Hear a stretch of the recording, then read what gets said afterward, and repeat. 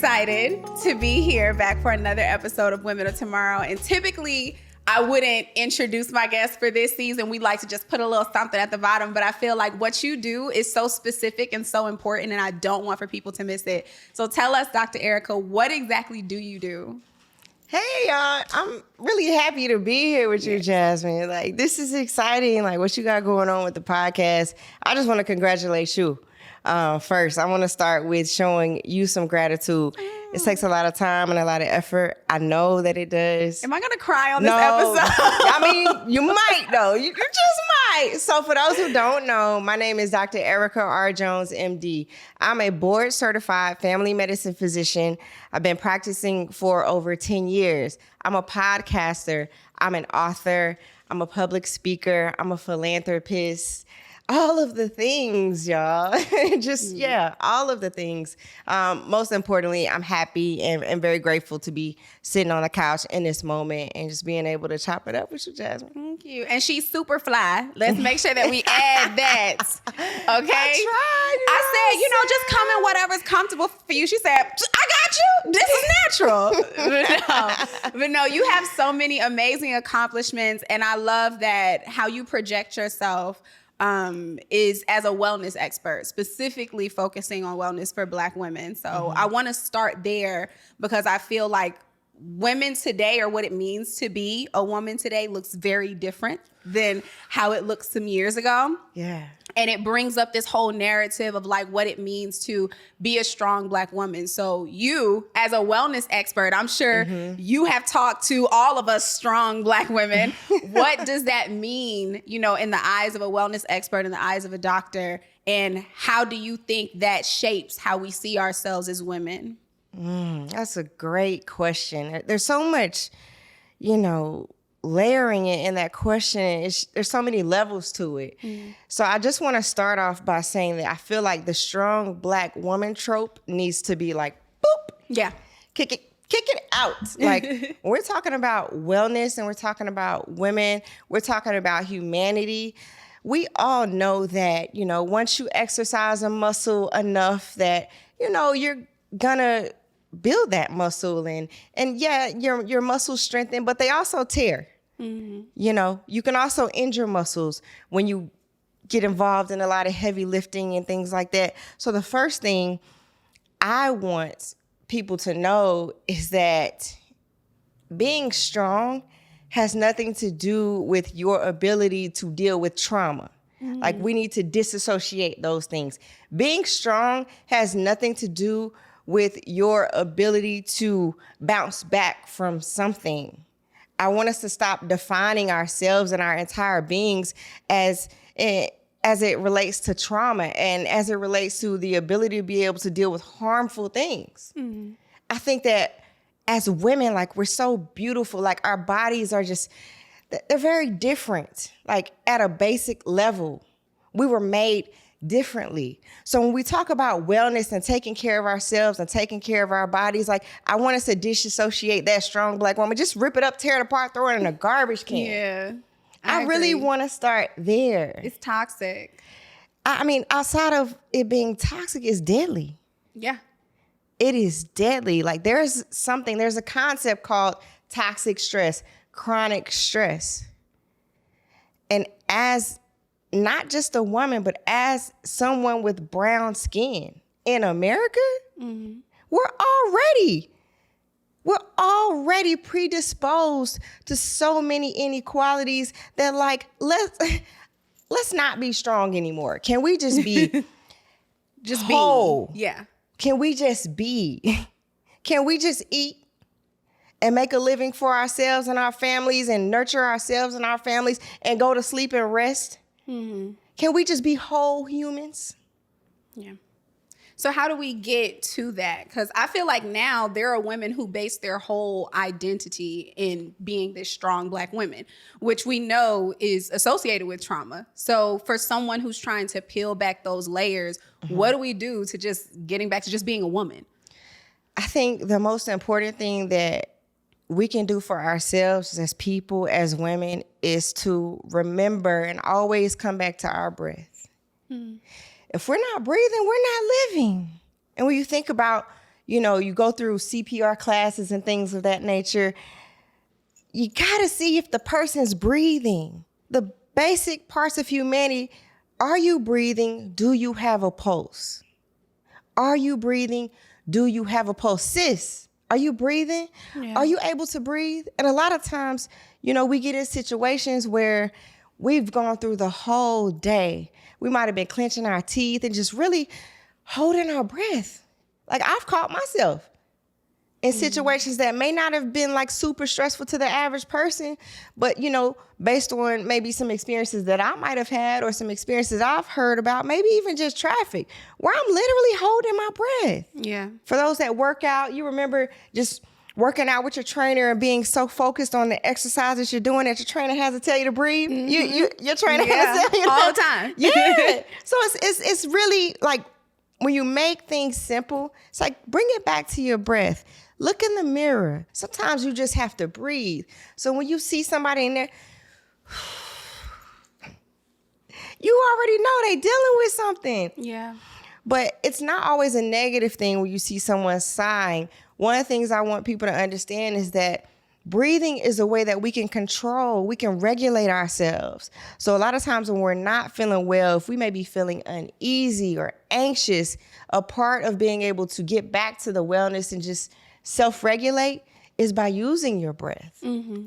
So I think just doing a scan, just a body scan, and say, this feels good, And there's different types of breathing exercises. I know we'll get into that later, but one of the main things that I think is important to focus on when you look at, your humanity is, are you breathing? How is my breathing? Mm-hmm. How is my pulse? Why is my heart beating so fast when I'm around this person? Mm-hmm. Am I nervous? Am I excited? And understand that as humans, we're going to go through all the emotions. Yeah. We're built to go through all the emotions, but we're not going to stay there. So part of being well and staying well is understanding your ability to breathe through it all and to understand that everything in this life is temporary. I feel like you just said such a mouthful and my brain is over here like, oh my God, this is so good. But I think I learned the importance of breathing, not just from a physical aspect, but even just like the mental aspect of it when I was diagnosed with general anxiety disorder. Mm-hmm. And my therapist and my doctors would just constantly, that's all I would hear is just like the importance of breathing, taking a break, whatever. And now that I have a little bit more control over this, I think of people who feel like they don't have the time or the space to take a break, maybe because you're a mom, maybe because you own 3 or 4 different businesses, maybe because your husband wants food on the stove at 7 p.m. So for people who are playing all of these different roles simultaneously, how do they find that time or space to where they feel the permission to take a break and breathe for themselves? Or does it start with them just not really even identifying themselves solely as just mom, wife, worker, whatever? Like, where do we start with this? I say start in the mirror. I have not seen a modern day or even I haven't seen a home, an apartment, or any type of structure that people live in that does not have a mirror. Yeah. Start in the mirror. Even if you don't talk to yourself first, just look at yourself. And that may start off as 30 seconds. For the moms who have their kids following them as they go to the bathroom, for the pet owners who have their pets following them as they go to the bathroom, that 30 seconds in the mirror, you might not even want to talk. You might just want to look at yourself and take a deep breath and thank yourself for being there in that moment. And gradually you can increase that time. But just start off with 30 seconds or 60 seconds to yourself. And I know even the bathroom may be a hard place. Sometimes you may only have that solitude at work. Yeah. For people who actually go somewhere and go to work, take that 30 seconds, take that 60 seconds, embrace it. Thank yourself for being present in that moment and grow that. It may start off with 30 or 60 seconds, but it could be 2 minutes. And then in the next week you do it, you might talk to yourself. You might say, self, hey, you did a good job today. And that's literally one of the things that I appreciate you, for mentioning your healthcare providers. And it's one of the things that my therapist also told me. I call it the Issa Rae. She's like, Erica, did you go in the mirror and tell yourself how amazing you did? She's like, you have so many accomplishments, but you're not celebrating yourself. So that's what your self-talk sounds like these days. Yeah, and you got to really be able to regulate yourself when you're wrong, too. Ooh. I don't think I know how to have self-talk. I don't think I've ever done that. I don't, maybe that's a bad thing. No, I think I'm having a therapy session right now. But I think similar to a lot of people, I went through a stage where I really didn't know how to face myself. Probably because I really didn't even know who I was. And now that I'm starting to figure out who I am, like I'm kind of massaging this relationship with myself, I still struggle to face myself. And I don't know if it's out of fear, if it's because I just really don't know what to say to you, Jasmine, or what could come out of that. I'm afraid of what could be on the other side a little bit. So I don't know where to start with that. And I do think that I'm good with correction after some time. You know, my blow ups, they happen, and I need a couple days to say, Jasmine, that wasn't okay. You shouldn't have said that to them. But I'm also really good at taking correction from other people. So I think that that's the good side of it, is like people who I trust and I look up to, you can tell me that I'm wrong and I can take that in. But for people like myself who are afraid to face ourselves in the mirror, we don't really know where to start with that self-talk. What does it just start with? I am, or like, what's step number one? Yeah, so step number one is getting in front of the mirror, and you already do it all the time, but it's really taking that 30 seconds to look at yourself. Maybe you may be holding a little tension in your jaw, you know. I had to start doing it, you know, because I would hold tension. We all hold tension in our bodies, right? We may not know where we hold tension. For me, it's my jaw. And so it's like my head and neck. So my jaw, my neck, and my shoulders. So really taking that first step, you've already done it. I understand the fear. But if you're scared of yourself, you're going to be scared of everything else and everybody else in life. So just start with that 30 seconds and looking at yourself and examining yourself. When you start to see yourself, then you're able to make different types of decisions. And it's not always going to be easy. It's a scary thing. Yeah. And how you see yourself is going to be different than how anybody else around you may see you. I actually had a friend that texted me probably about a week ago, and she said, hey, tell me the top 3 things that you perceive about me in a positive light and then in a negative light. She texted me that. It was an exercise that she was doing with all her friends to see if she was seeing herself the same way that everyone else around her that's important to her sees her. Wow. That's powerful. Yeah. I feel like I've asked people that. I don't know if I asked myself, but I've asked other people to tell me, like, what are the good and bad things about me? Yeah, that's good. Yeah. That's a good thing. You're seeking knowledge, and when you're coming from a standpoint where you're seeking knowledge and you're seeking to learn yourself, it's never a bad thing. It's never a bad thing. So you already started. Yeah. Where do you start if you had to think of like 3 really, really great things that you love about yourself and 3 things that are in progress? What are those things? I love the fact that I can imagine what I want to do and execute. I love the fact that I can put on a smile and really be happy to be alive and really be happy to be present in the moment. I love the fact that I understand my energy and the effect that it has on other people. Yeah. The things that I know that I need to work on, I think that my self-care routine is something that you could always tweak. And for me, like, I get so busy sometimes I might not eat until 3:00. So one thing I've done to kind of counteract that is by getting like little protein shakes that I could take on the go, or grabbing little mandarin oranges. So when I'm like ready to run out the house, I'm like, okay, let me grab my little oranges. So just having little snacks around. Something else I know I need to work on is making time to really just sit with myself. I'm so much for so many other people. I typically always answer the phone when I know people need me. I respond to those text messages super quick. I try to respond to everything to let everybody know that I care about, how much I care about them, because for so long, going through medical school, residency. So medical school is 4 years. Residency is 3 years. And then just hitting the ground running. Like I had 3 jobs at one time as a physician. So for so long, I couldn't be there for my people. Yeah. So now that like I'm making time and space for that, I'm like, man, let me answer the phone. Like, let me get back to them. You know what I mean? Like, so those are the things I know that like I'm actively working on. Because for my career, I sacrificed so much. Yeah. Like so many relationships, it's just like, I gotta work. Yeah. It's nothing I can do. Like I have to be able to create, a life for myself. Yeah. I love that you already have like solutions and steps lined up for the things that are in progress. Because most people just stop at this was bad and there we go. That's it. Just put it out there. But that's the true expert in you. Yeah. I mean, because I'm actively working on it. It's not just something somebody tell me like, hey, you're wrong. And then I'm just sitting there. I'm actively working on it. Yeah. So I think that's the important thing to acknowledge. Like we're all works in progress. We all got things. Like it's never over. Like people talk about healing like, oh, I need my healing. That's not a destination. It's a journey. Yeah. It's a journey. I learned that. Yeah. I definitely learned that.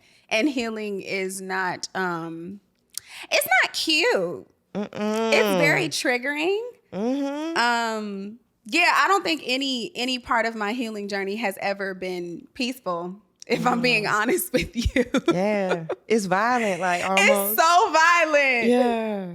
And it's lonely. Ooh. And a lot of people don't talk about that. Ooh. Yeah. It is. It is. While we're talking about healing, I feel like so many people have been just kind of going through the motions lately. I think a lot of people have tried to chalk it up to, oh, it's just been a COVID thing. But I think a lot of people have been going through the motions well before COVID. And I don't think people can really identify with what they're feeling or how they're feeling anymore. It's not that we're sad or happy or depressed. I think people are just here and they're just being and just doing what we feel we're supposed to do as adults because that's what we're supposed to do. From your perspective as a wellness expert, how do we get to a place where we can really identify what internal happiness is to us? Internal happiness. I'm going to bring that back to, what we talked about earlier in terms of like healing not being a destination and being a journey. So as human beings, happiness is not necessarily our baseline. So I feel like everybody's searching for this joy. Everybody's searching for this happiness. We are going to cycle through all of the emotions. Yeah. Like people focus on the happiness part of it because like that is like the one thing that you see on TV. That's the thing you see on social media. Everybody's like happy and no, we're humans. Yeah, we might enjoy that happiness, but we're also going to be sad. We're also going to be angry. We're also going to be scared. Yeah. Like, I would rather have people focus on living their lives and doing the best that they could do with what they have. Because happiness, that's temporary too. Sadness, that's temporary too.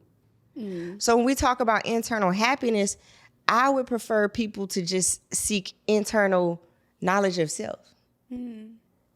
Like just know yourself and when you get to know yourself, you're going to know, we get back to talking about, women, we cycle through emotions every 21 to 30, some people 40 days. When that time comes, you're going to get, why am I crying? I'm sitting here watching, why am I crying? Yeah. I'm watching TV like, why am I crying? My friend is telling me a story. I'm not a crier, first of all. But I mean, like you just start crying out of nowhere. Now I want chocolate. Now I done cut somebody out over here on the phone for no reason. Oh man, what's going on? I mean, we gonna cycle through those emotions every month. Some people. everybody's not volatile. Everybody doesn't have that extreme range of emotions. But I think it's important, once again, to embrace our humanity and to understand that, like, happiness is not a destination either. Wow. A lot of these things are just emotions that we're going to cycle through. Yeah. Just like we're going to be happy, we're going to be sad too. And we still got to love ourselves through it. Yeah. We still got to love each other through it. That was for me. That was for me and probably everybody else. But I feel like nobody's ever given me that perspective where they're just like, happiness is not the destination. And it is through a lot of what we see online, through film, through social media. If I don't feel what other people are feeling, then there must be something wrong with me. And I think even when, like, I was going through my whole journey with anxiety disorder, I'm in and out of the hospital, I used to really guilt myself because I'm waking up, the sun is shining, birds are chirping, everybody's outside happy. This is like summertime too, so everybody's on like a patio with hookah somewhere enjoying their lives. I had no reason to not be doing that, but I just didn't want to. I didn't feel up to it, and I also didn't feel like I deserved to be in that happy space at that point for some reason. But no one ever told me that that wasn't the destination for me. I shouldn't be trying to chase behind what I feel I should be doing because other people can do it also. I should have just taken in that moment and just accepted the cycle. So I think that was a really good point. Thank you for some. That was a great summary too. Oh, wow. Yeah, look at you. I don't like therapy. I mean, I do like therapy, y'all. No, but it is important, and happiness looks different for everybody. Yeah. That's the other part of it.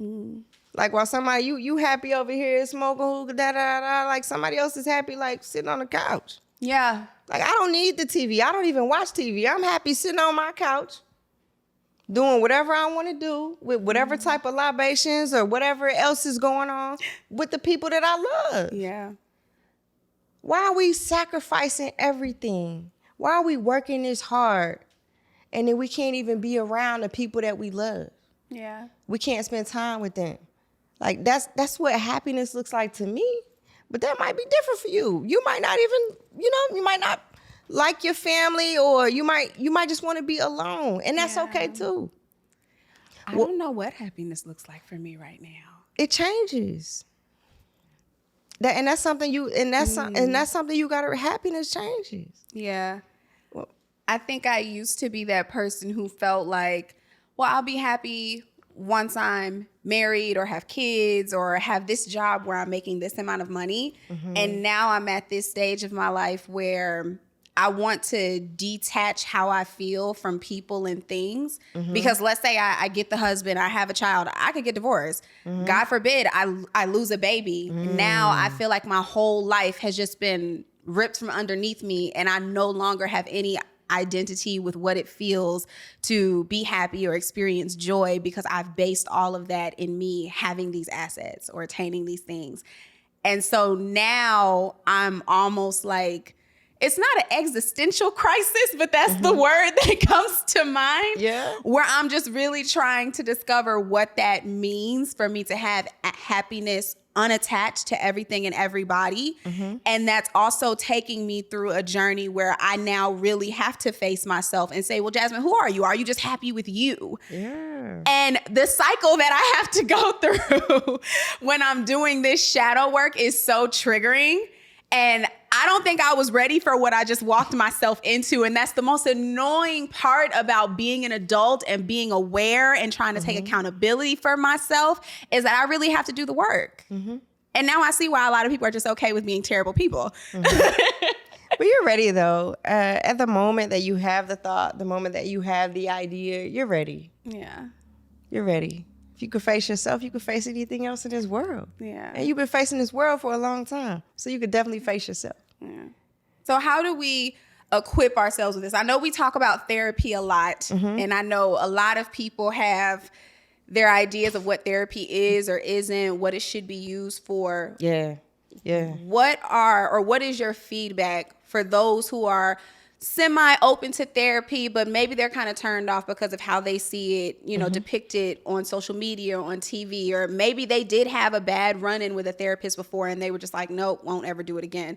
How do we get people to a space where they're ready to take that direction of healing? I think we show people themselves. Like, I'm going to show you yourself. I'm going to give you a mirror. Hey, as a physician, I'm not a therapist. I'm not I'm not a psychologist. I'm a board certified family medicine physician. So when you schedule a visit with me, you're scheduling a visit with me for a reason, right? But I'm not gonna teleport myself over there into your brain. You have to be able to tell me what's going on with you. Now, family medicine physicians, do we prescribe psychiatric medications? Yes. Do we go through assessments to diagnose anxiety, depression, and those things? Yes, all the things. But first things first, you have to know what's going on with yourself to be able to vocalize that to me. So I always tell people, go to yourself and say, okay, what am I missing? Am I missing sleep? Yeah. Am I missing meals? Am I missing some type of emotional comfort? What is it that I'm missing? And when you go through the checklist of things, all the things, write it down. So for people who just have a notebook, use that notebook to your advantage. I use journaling. I've been journaling for a very, very, very long time. So much so that I started creating my own journals for people to purchase. Those are available on Amazon. That's something very small that you can do. It's very cheap.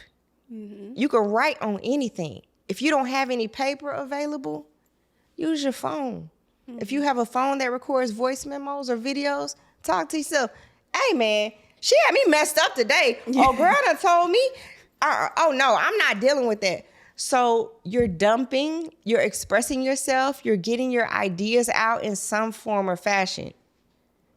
Some people play instruments, music therapy. Some people paint. Some people mold clay. There's so many different modalities of therapy. There's sound therapy. People are using sound bowls to find something that soothes them. Yeah. Ultimately, we have to find things that soothe us. The doctor's offices are only open for a certain number of hours. Right. The therapy hours, you can only schedule those for a certain number of hours at certain intervals. Your insurance is only going to cover so much. So you got to be able to cover yourself. And you also want to try to build a support system. I know that can be hard a lot of times. But you want to be able to find something that soothes you. How do you self-soothe? Yeah. Some people choose harmful ways. Yep. No, others don't. But how can you soothe yourself without causing yourself harm? That's a question that I would challenge everyone to ask themselves. Some people, they shake their leg. Everybody, like, I used to have locks and I just used to twist my hair. I was soothing myself, you know. Yeah. But we all have things that we do. So I would just challenge everyone to just look at yourself in the mirror and figure out, how do you soothe yourself? How can you heal yourself? People can help you along the way. While we're on the topic of therapy, we talk a lot about the process of finding a therapist that works for you, because that is not an easy process. Oh, no. And it's not a cheap process either. So where do people get started with finding these resources?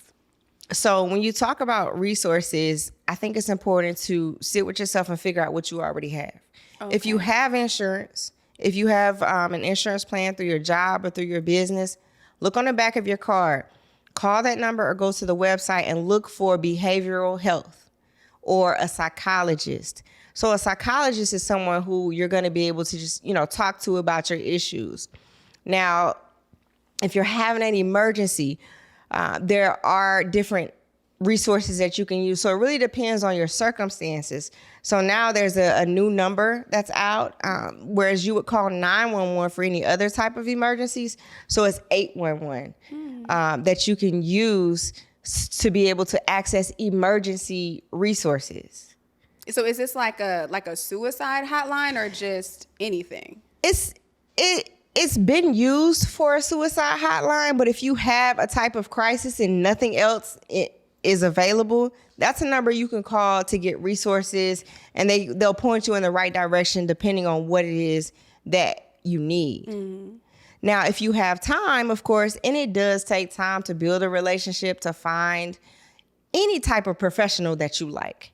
So a lot of people, they get caught up in like, oh, it's hard for me to find a therapist. Well, how hard is it to find a chef that you like? How hard is it to find somebody that cleans up your house the way you want them to clean up your house? How hard is it to find somebody who does your nails the way, you know what I'm saying, you want them to do your nails?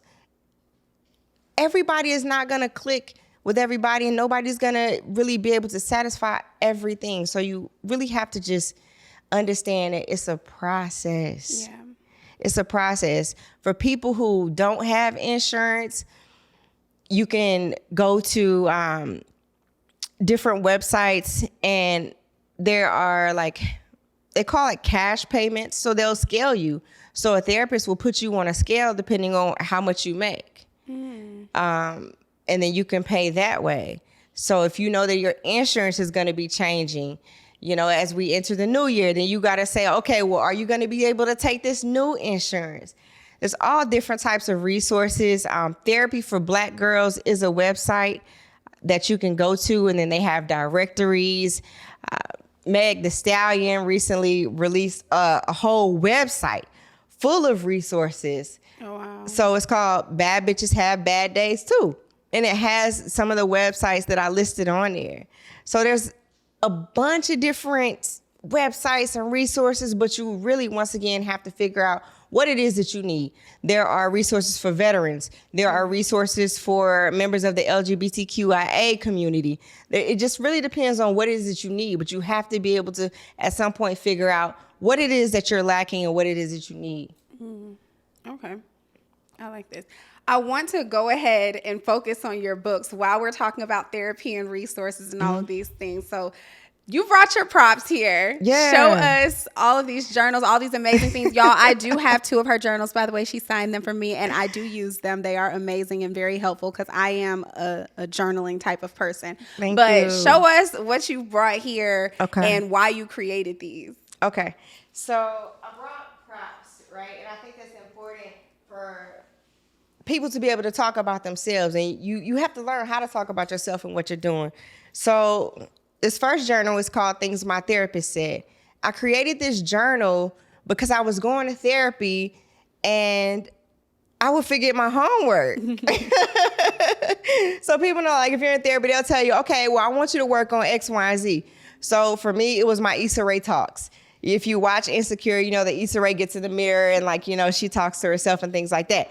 So Things My Therapist Said was created out of a need to be able to remember what my therapist said and what I needed to say to my therapist the next time. So this is that journal. These are all available on Amazon. So I have a podcast. It's called the Art of Transition Podcast. And one of the things that I realized is that, and my mom told me this, you know how your parents tell you stuff, right? And you're like, okay, all right. But it's really important to remember the people that you meet. So the Art of Transition Journal. Now it's the same page, the top of every page. So it says, spend 5 minutes recording the best and worst parts of your day. Did you learn anything new, and did you meet anyone new?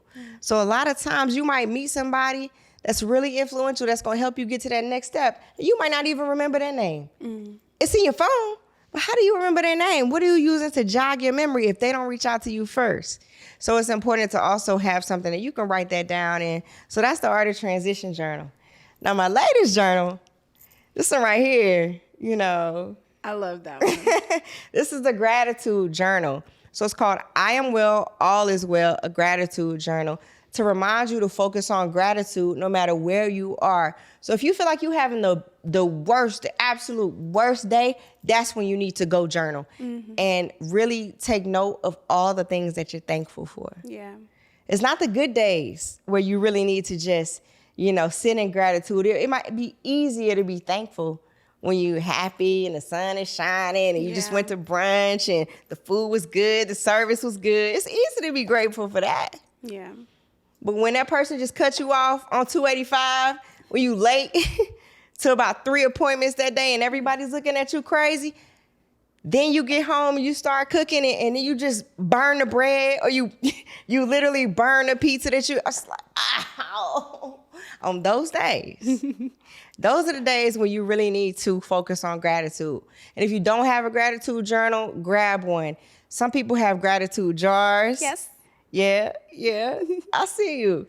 Other people have, like literally vlogs where they just make video recordings based on everything that they're grateful for.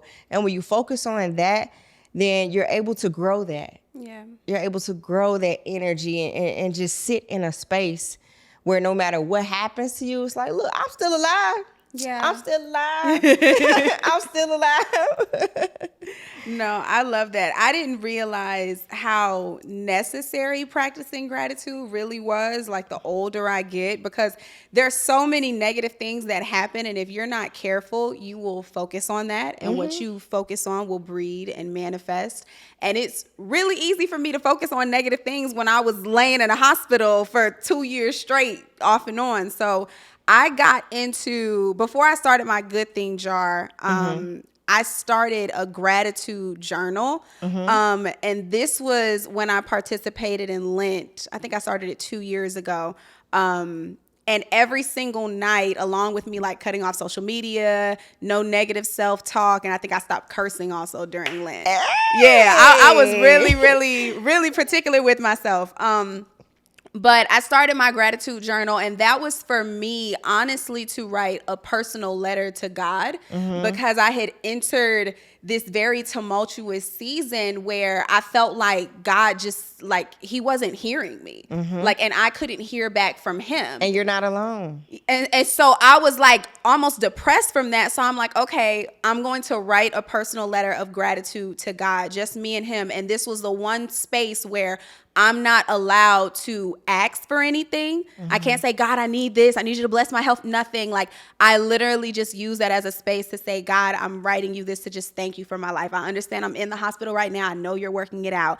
And I did that for the entire Lent. And of course, after Lent, things just became a habit. Yeah. So that's something I still do now, 2 years later. I think this journal is so thick, honestly. I think I'm finally about to finish it, probably like the next 30 or 40 days, hopefully, with the pages I have left. Wow. But it's something that I do in addition to my good thing jar. And so me having these spaces where, Jasmine, you cannot talk about anything negative. You cannot ask God for anything. This isn't about you. This isn't about you being selfish. This is about you serving the Father. And I realized like how I just create a space for so many good things to come my way because I'm putting that energy out and I'm being grateful for it before it even happens. So I love that you have journals that are that intentional and something that was created from your own experiences. And now that's something that you're willing to share with other people because you've gone through it yourself. Yeah, for sure. Thank you. Yeah. And thank you for sharing your experience. Yes. Like, so for anybody who's watching, listen to what Jasmine is saying. She's literally saying she was in and out of hospital for 2 years. She's literally telling you what she's gone through. And look at her now. I'm about to cry. She's hosting her own podcast. She's traveling. She's going to events, networking. Like, people, it doesn't matter where you are right now. It's, are you going to keep going? She's still going. And we know that a lot of what happens is temporary, but the effects may not be. The effects may be permanent. Yeah. So it's important for us to always understand, like, we just go through things that might be temporary. Yeah. We can come up out of that. And life happens in cycles. So it doesn't mean that we're not going to face hard times again. It doesn't mean that we're not going to get anxious. It doesn't mean that we're not going to get sad. It doesn't mean any of that. It just means that we're happy in this moment. Yeah. That we're all sharing together. And we're humans. It brings it back to the basis of humanity. Yeah. We're humans. We're here today. And we're women of tomorrow. Oh, my God. Thank you so much, Dr. Erica. It's a pleasure.